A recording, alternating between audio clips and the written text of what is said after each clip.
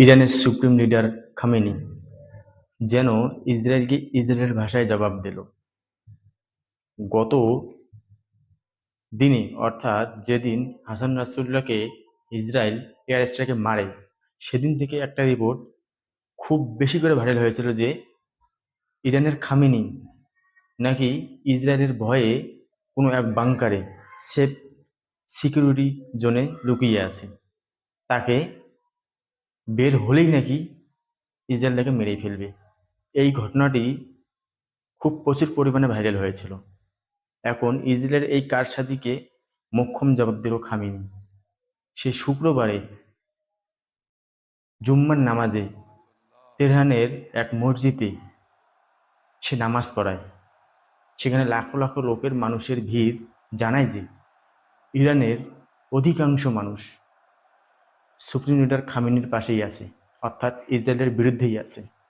এবং সেই নামাজের খুতবায় খামেনি ইসরায়েলকে সঙ্গে সঙ্গে আমেরিকাকে এক কঠোর হুঁশিয়ারি দিল।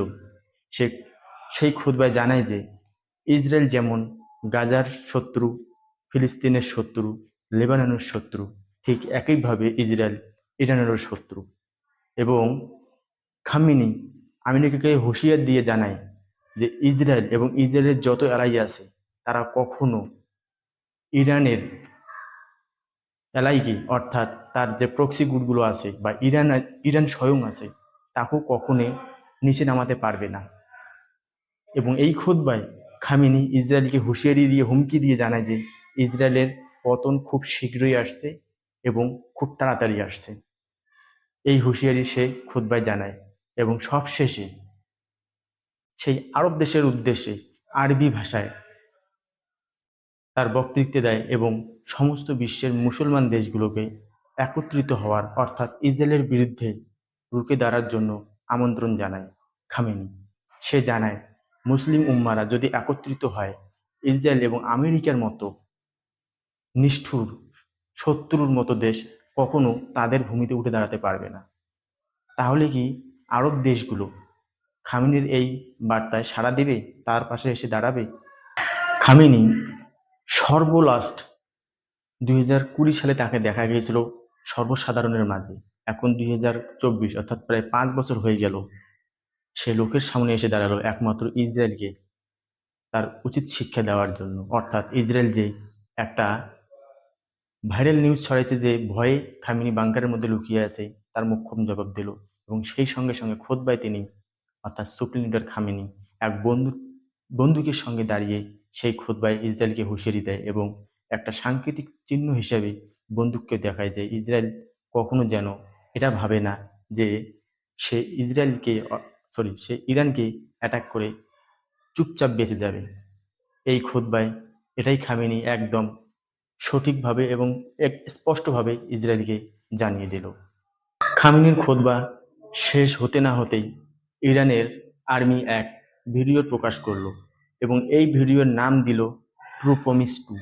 অর্থাৎ গতবারের, অর্থাৎ এই গত দিনেই যে ইরানের অ্যাটাক ইসরায়েলের মধ্যে হয়েছিল, সেই মিশনটির নাম ইরানি আর্মি দিয়েছিল দ্য ট্রু প্রমিস। এখন তারা একটি ভিডিও প্রকাশের মাধ্যমে জানালো যে তারা এখন ট্রু প্রমিস 2-র জন্য প্রস্তুতি নিচ্ছে।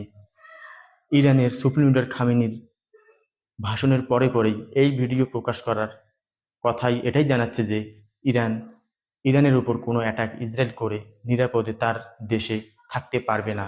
তার জন্য ইরান একদম কঠোরভাবে প্রস্তুতি নিচ্ছে এবং এই ভিডিওর মাধ্যমে ইসরায়েল তথা আমেরিকাকেও একদম কড়া বার্তা দিচ্ছে যে তারাও প্রস্তুত।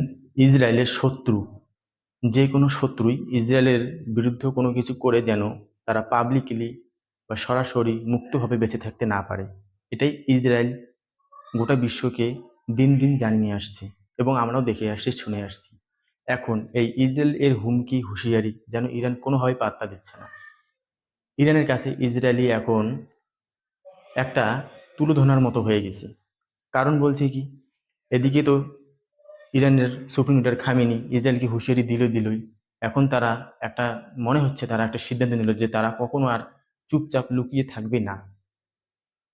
ইরানের ফরেন মিনিস্টার আরাকসি এখন সচরে যেখানে যুদ্ধ চলছে লেবানন, সেখানে অন্যান্য দেশের অ্যাম্বাসিগুলো বন্ধ করে তারা চলে যাচ্ছে নিজের নিজের দেশে।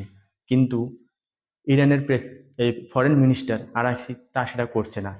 আরাকচি তার দেশ থেকে অর্থাৎ ইরান থেকে 10 টন সাহায্যের সামগ্রী নিয়ে লেবাননের উদ্দেশ্যে চলে যাচ্ছে।